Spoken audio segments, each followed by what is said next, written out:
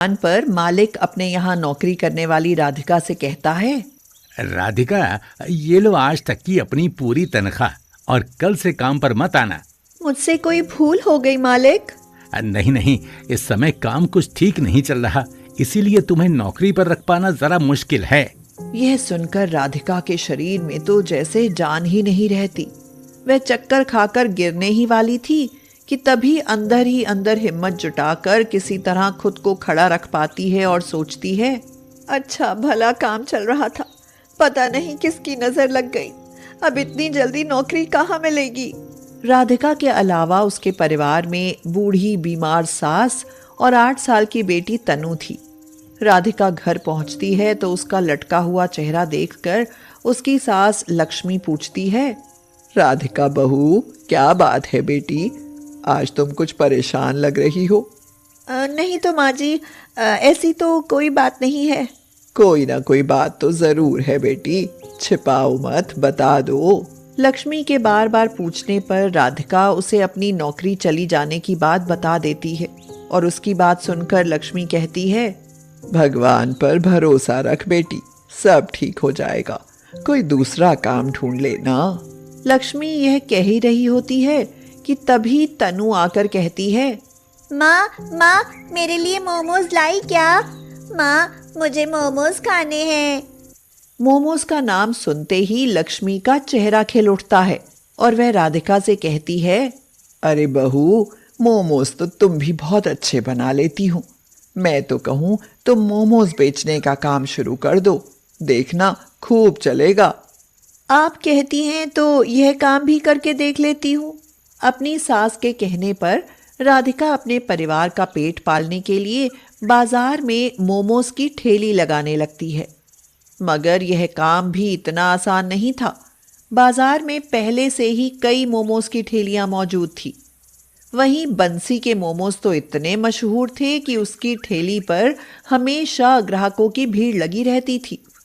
इसीलिए वह राधिका को देख घमंड से उसका मजाक उड़ाते हुए कहता है, राम कसम भैया, यहाँ तो बस बंसी का मोमोज ही चलता है, इसका मोमोज कोई नहीं खाएगा, देखना 2 दिन में भाग जाएगी ये।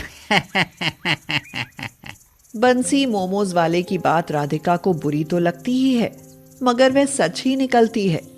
राधिका को मोमोज की ठेली लगाते कई दिन बीत जाते हैं, मगर कोई भी ग्राहक उसकी तरफ नहीं देखता। राधिका मन ही मन सोचती है और कहती है, लगता है मेरे नसीब ही फूटे हैं, इसलिए यह काम भी नहीं चलने वाला। 1-2 दिन और देखती हूँ, वरना फिर इसकी आस करना ही छोड़ दूंगी। एक दिन राधिका जैसे ही ठेली लगाती है, उसकी नजर बंसी के ठेले पर जाती है।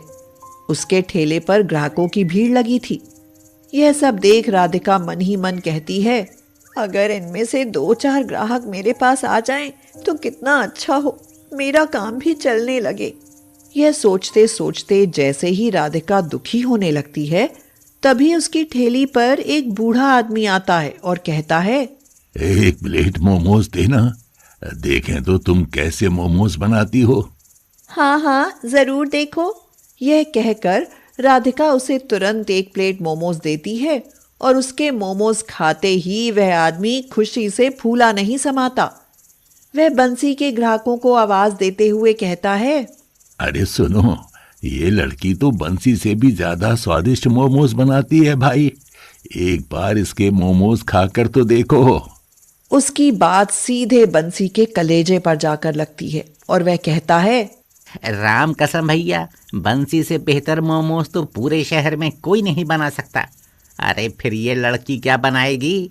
मगर बंसी की यह बात गलत साबित होती है, क्योंकि उस दिन के बाद राधिका का काम चल निकलता है। लोगों को उसके हाथ से बने मोमोज बहुत अधिक पसंद आते हैं और वे उसकी बड़ाई करते नहीं थकते। वाह बहन, क्या मोमोज बनाती हो, खाकर तबीयत हरी हो गई। सच है भाई, इन मोमोज के सामने बंसी के मोमोज तो कुछ भी नहीं, इनका जायका तो निराला ही है। यह सुनकर राधिका मन ही मन बहुत खुश होती है और अपने ग्राहकों से कहती है, आप सबको मेरे बनाए मोमोज इतने अधिक पसंद आते हैं, मेरे लिए इससे बड़ी खुशी और क्या होगी। ईश्वर करे आपका विश्वास सदा बना रहे। धीरे धीरे सब उल्टा हो गया। कल तक जो भीड़ बंसी की ठेली पर लगी रहती थी, अब वह राधिका की ठेली पर लगने लगी।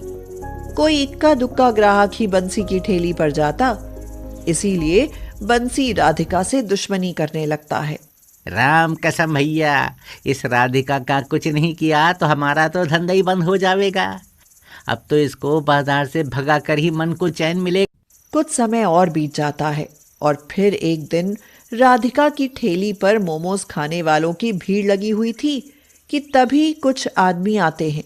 हटो हटो, किसी और ठेली पर जाकर मोमोज खाओ। क्या हुआ साहेब? जानती नहीं क्या, ठेला लगाने के लिए परमिट लेना पड़ता है। परमिट, बिना परमिट के ठेला जब्त कर लिया जाता है।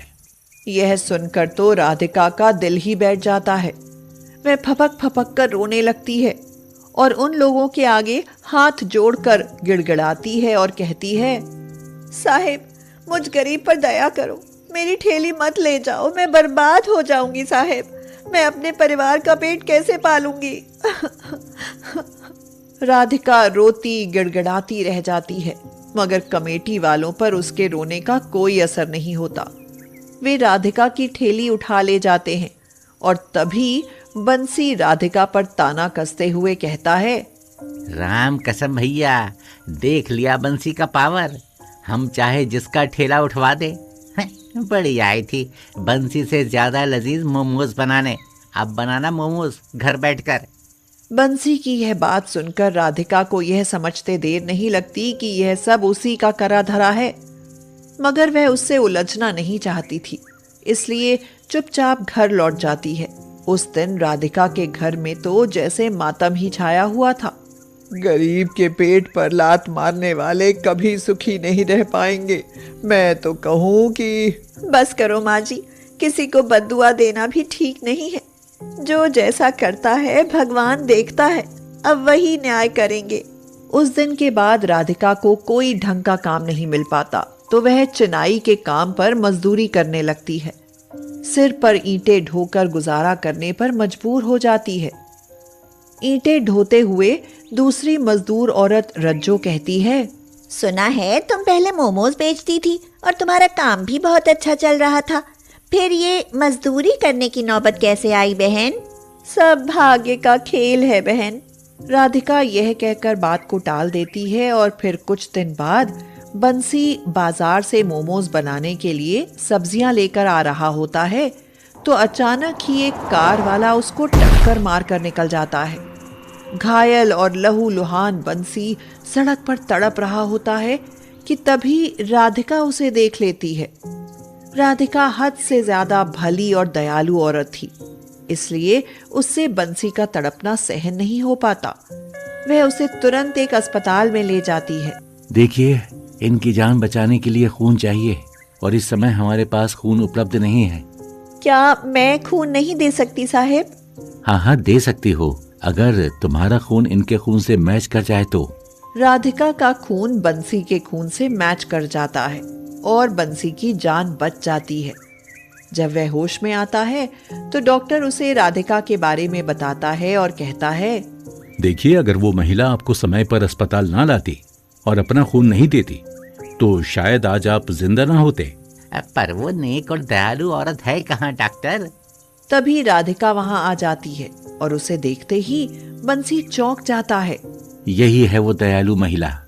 राधिका, मुझे माफ कर दो बहन, मैंने तुम्हारे साथ इतना बुरा किया और तुमने फिर भी मेरी जान बचाई। यह तो मेरा फर्ज था भाई। यह कहकर राधिका जाने लगती है तो बंसी उससे कहता है, बहन, तुम तो मुझसे अच्छे मोमोज बना लेती हो, इसीलिए मैं चाहता हूँ कि तुम फिर से मोमोज बेचो। इस तरह बंसी राधिका से बैर रखना छोड़ देता है और उसे अपनी बहन मान लेता है। राधिका फिर से मोमोज की ठेली लगाने लगती है और कुछ ही सालों में एक बड़े होटल की मालकिन बन जाती है।